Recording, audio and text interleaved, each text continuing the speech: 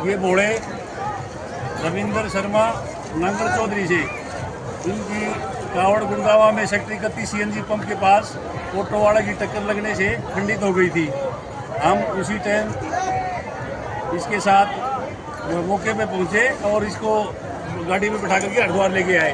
दूसरी कावड़ उठवा दी है भोले की और वापस गुड़गावा वहीं छोड़ देंगे जहाँ पे इसकी कावड़ खंडित हुई थी।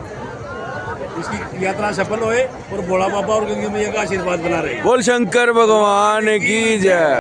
सावन का पावन महीना चल रहा है और गुरुग्राम में एक कावड़िए को ऑटो द्वारा गलती से टक्कर लग जाती है। उसके बाद तमाम पुलिस कर्मियों को सूचना मिलती है कि कावड़ खंडित हो जाती है। आज हमारे साथ मौजूद हैं ब्रजमोहन जी, जिन्होंने कावड़ यात्री को वहां से लेकर और हरिद्वार लेके गए। सर, क्या कुछ पूरा था जो आपको कब खबर मिली और कैसे आपने उस कावड़ को खंडित हुई को फिर वापस लेके गए?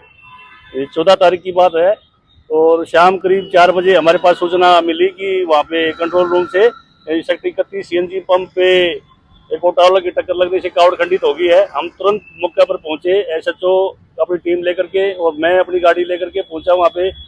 जाने के बाद वहाँ देखा तो कावड़िया वहाँ पे बैठा हुआ है और कावड़ नीचे गिरी हुई थी। हमने तुरंत भोले से बात की, क्या बात हुई, तो उसने बोला कि मेरी कावड़ खंडित होगी, ये मेरे किसी काम की अब नहीं रही।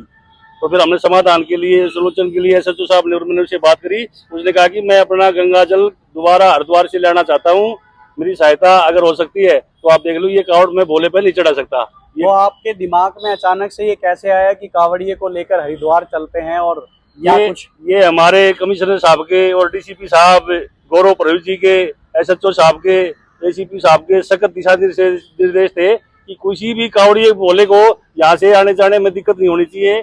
पूरी तरह ड्यूटियां अलर्ट पे थी और मेरे को ये लगा कि मतलब इसकी कावड़ को हरिद्वार से लेकर के इसके साथ लेके आएंगे तो ये संतुष्ट हो जाएगा और इसकी यात्रा सफल हो जाएगी। तो कैसे इतनी दूर का सफर आपने तय करने की सोची और कैसे गए आप फिर? उसके साथ में मेरी गाड़ी अपनी मेरे पास थी, मैं अपनी गाड़ी में उसको बैठाया, उसकी मिसेज थी और उसकी एक 6 साल की बेटी थी। उनको तीनों को लेकर के ना हरिद्वार उनकी सेवा करते हुए उनके साथ में वहाँ पे गए और रात में गंगा जी सो जाती है, सुबह 4 बजे ही स्नान किया, पूजा की, कावड़ वहां से उठवाई स्नान करने के बाद में और अपनी गाड़ी में बैठा करके उनको तीनों को जहाँ से कावड़ खंडित जहाँ गिरी थी वहीं पे कावड़ियों को मैंने सुरक्षित छोड़ दिया और वो अपने अब आगे अपनी मंजिल की तरफ राजी खुश होकर के न भोले बाबा वो चले गई। कैसा लगा कि आपने देखिए कहने को तो एक पुण्य का काम किया है कि कावड़ खंडित हुई और उसके बाद आपको कैसा महसूस हुआ कि जब आपने उस भोले की मदद करी और आप मतलब जैसे मदद कर कर वापस लौटे तो उनके चेहरे पर कैसी क्या खुशी थी? वो बहुत खुश थे, लेकिन मैंने कोई मदद नहीं करी। मेरा एक ड्यूटी के दौरान मेरा फर्ज था वो मैंने पूरा किया है।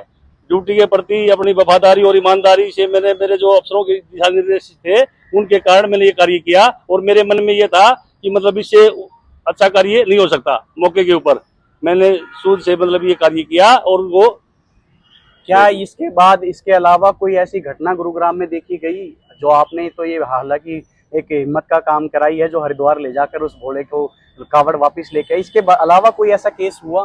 कोई केस नहीं हुआ। पूरी मुस्तैदी से पूरा प्रशासन ड्यूटी पे पहले भी लगा हुआ था, अभी भी लगा हुआ है। हम दिन रात कावड़ियों के ड्यूटी पे, हमारा इलाका सेक्टर 40 में पोस्टेड हूँ मैं। सिग्नेचर टावर से और झाड़सा चौक तक हमारा ये रास्ता लगता है हाईवे, जयपुर हाईवे। आप देख सकते हैं किस तरीके से गुरुग्राम का प्रशासन लगातार पहले से तैयारियां तो करते हुए आ रहा था। साथ ही अगर किसी भी जो कावड़ यात्री है उसको समस्या होती है तो गुरुग्राम पुलिस बिल्कुल सतर्क नजर आ रही है। कावड़ को अगर खंडित होती है तो हरिद्वार से भोले की कावड़ को वापस लेकर उसी रास्ते पर छोड़ा जाता है। वाकई में हरियाणा पुलिस के लिए बहादुरी का काम है और इसी तरह इस कावड़ यात्रा को सफल बनाने के लिए वो तमाम अधिकारी, वो तमाम जो कांस्टेबल, हेड कांस्टेबल, जो वो तमाम पुलिसकर्मी जुटे हुए हैं कि किस तरीके से अब की बार गुरुग्राम में कावड़ यात्रा को सफल बनाया जाए। कैमरा पर्सन JD के साथ साहिल यादव, इंडिया न्यूज, गुरुग्राम।